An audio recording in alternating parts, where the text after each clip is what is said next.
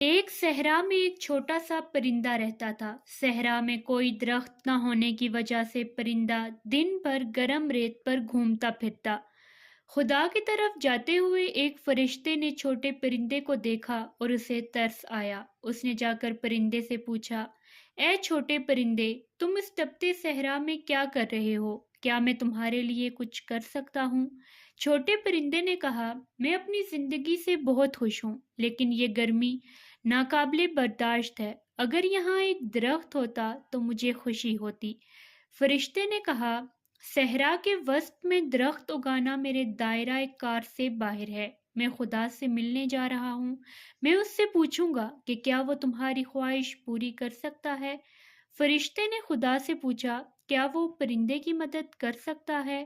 خدا نے کہا، میں صحرا میں درخت اگا سکتا ہوں، لیکن پرندے کی تقدیر میں درخت نہیں ہے۔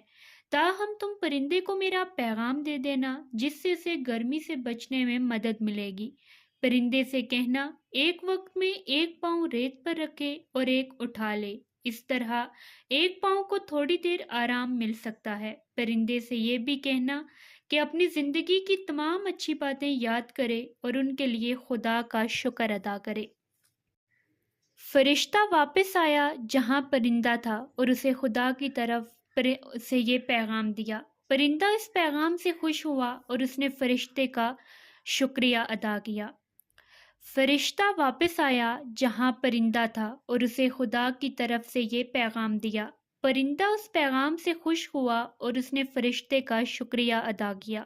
کچھ دنوں بعد فرشتہ اسی صحرا کو پار کر رہا تھا کہ اسے ننھے پرندے کا خیال آیا۔ اس نے پرندے کو صحرا کے عین وسط میں بڑے سرسبز درخت پر بیٹھے دیکھا۔ فرشتہ پرندے کو آرام سے دیکھ کر خوش ہوا، لیکن ساتھ ہی بہت حیران ہوا کیونکہ پرندے کی قسمت میں کوئی درخت نہیں تھا۔ فرشتہ خدا سے ملنے گیا اور حیرانی سے اسے سارا ماجرا سنایا۔ خدا نے جواب دیا، پرندے کے نصیب میں درخت نہیں تھا، تاہم تم نے اسے میرا پیغام دیا اور اپنی زندگی کی تمام اچھی چیزوں کے لیے خدا کا شکر گزار ہونے کو کہا، تو پرندے نے ان الفاظ کو عملی جامہ پہنایا۔ اس نے اپنی زندگی کی ہر ممکن چیز کو یاد کیا اور پاک دل سے اللہ کا شکر ادا کیا۔ میں پرندے کی شکر گزاری کے جذبے سے متاثر ہوا اور میں نے اس کی تقدیر بدل دی اور اس کے لیے صحرا میں درخت اگا دیا۔ ایک چھوٹی سی شکر گزاری ہماری زندگی بدل سکتی ہے۔